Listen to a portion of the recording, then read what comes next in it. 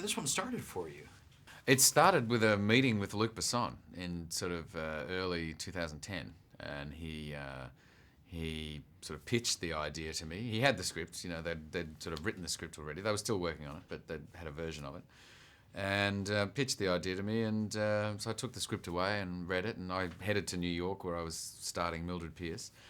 And then I met our directors over there, Stephen and James. And James is the cinematographer, so, really Stephen was the one that I was kind of dealing with on a level of understanding the character and getting a sense of what they wanted. It's funny, I was on vacation actually in Istanbul, and got a travel drop there. So I was in Istanbul, right?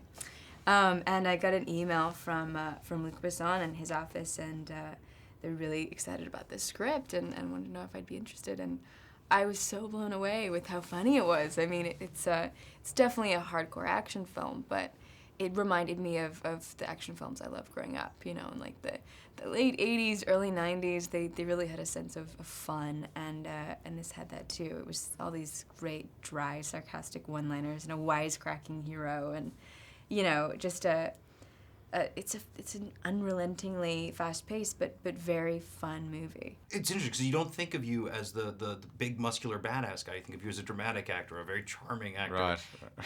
When you get the script, how long is it in the gym preparing to be Snow? Well, it wasn't that long. I mean, I'd lost, and I was losing some weight for Mildred Pearce as well. And then I did another film in Australia in between Mildred Pearce and Lockout. So. And I think I probably had a month after finishing that before then coming and starting Lockout. So I had a good intense month in the gym, and then the months that we were making the film as well. But I think because I've had experience with weight training, and that whole muscle memory thing, it sort of comes back relatively quickly if you eat enough. You also have this ability to play the damsel in distress and a badass action hero on the turn of a dime. Thanks. Yeah, she's definitely a more capable young woman than some of the characters I've played recently.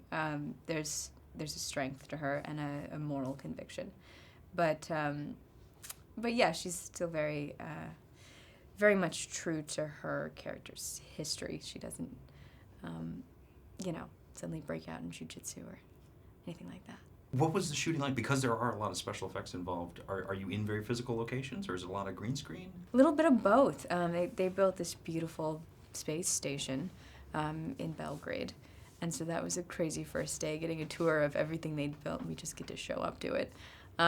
So that was great, and they'd kind of move parts of it around. We'd be shooting in one stage, and they'd rearrange the next, and so they had this, kind of Lego set that they could move around and reconfigure, which was great.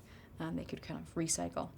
But a lot of it also was trusting our gracious leaders, our directors, and the storyboards they had had every shot pretty well planned out so that we knew what we were reacting to, because they built this whole amazing world. Because Snow is a guy that has clearly had a lot of adventures we don't see, do you sit down and write out the background for the character? I don't sit down and write it out. I mean, I do sometimes, and there are definitely sort of notes that I'll take based on what Stephen and James might say had occurred with this guy. But it's really just about getting an understanding of that. And strangely enough, in this case, his background is something that he's sort of, I think, wanting to leave behind.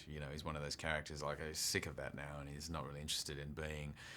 He's too old now. He finds all that sort of stuff really difficult, and he's just a bit lazy these days. So, once I got a sense of that, then it kind of didn't matter what the specifics were of the background, really, in a way.